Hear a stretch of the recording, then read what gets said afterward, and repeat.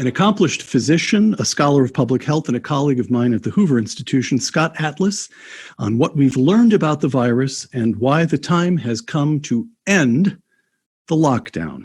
Welcome, everyone, to another special Plague Time edition of Uncommon Knowledge with Peter Robinson. Scott, welcome. Thanks for making the time. Yeah, happy to be here.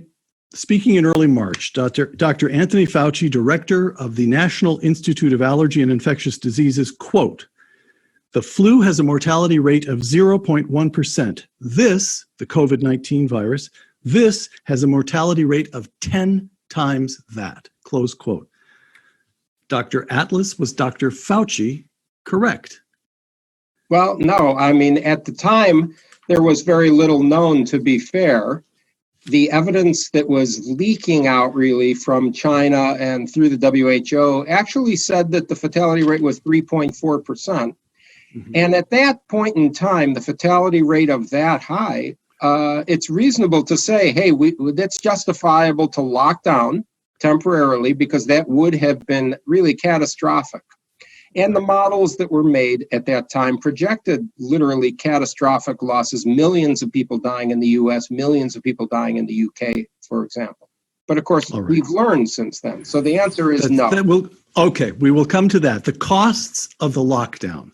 We've heard over and over and over again about the costs of the virus to us, but you have written lately about the costs of the lockdown. So let me ask you to take us through an article that you and your co-authors, John Burge, how's that pronounced?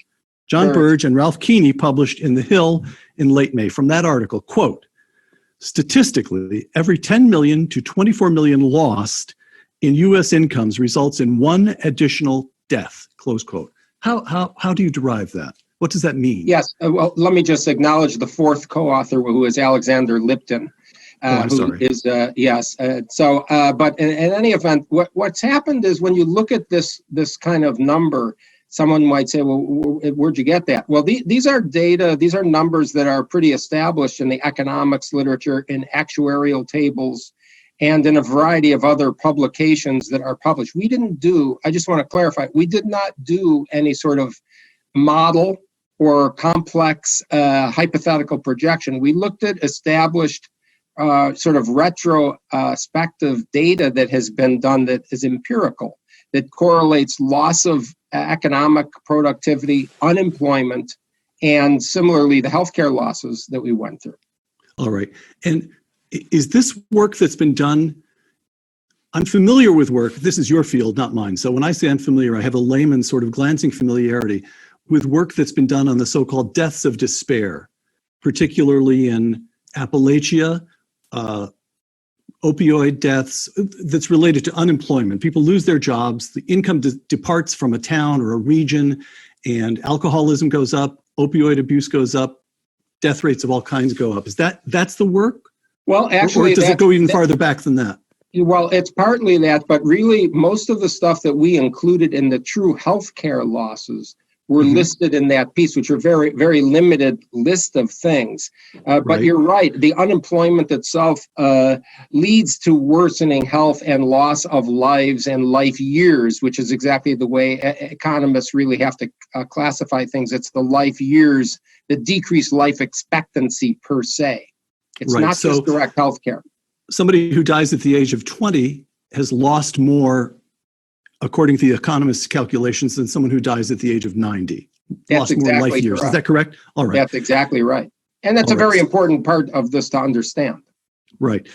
Again, I'm quoting from that article. In addition to lives lost because of lost income, lives also are lost due to delayed or foregone health care. Explain that, Scott. Sure. And this is one of the really horrifying but underemphasized truths of the cost of the lockdown. As we said in the article, for instance, 650,000 Americans have cancer and undergo chemotherapy right now, currently. Half of them stop getting their chemotherapy. And that's just not, that's actually happened in the US during this so-called lockdown. Because they're scared of going into the hospital that they might get the COVID, or because the hospitals have shut down, or some combination of all of this? Exactly, and this is a good question. There are two reasons. One is, in the beginning, the hospitals, because of anticipated overcrowding, decided we're going to stop, quote unquote, non-essential procedures. And what that meant was not what a layman would understand off at a glance, which would be, oh, that's cosmetic surgery. That's Yes. These little, okay, we're going to get we can live without that. We can live without that. But the reality is non-essential procedures meant everything that was non-emergent. And so that means literally thousands of biopsies per week of potential cancers were not done. All scheduled hip replacements, knee replacements were not done. And all kinds of other things, including, for instance, we have something like, I forget the number of total number of cancer screenings, but 2/3 to 3/4 of cancer screenings were not done. May I make a little confession? I got an email from a medical facility that you and I both know, and where I go, and it said, you're due for a colonoscopy. I'm not especially happy to undergo a colonoscopy at any point, but I thought to myself, you know what? Just at this moment, I think I'll skip it. That's the kind of thing you're talking about.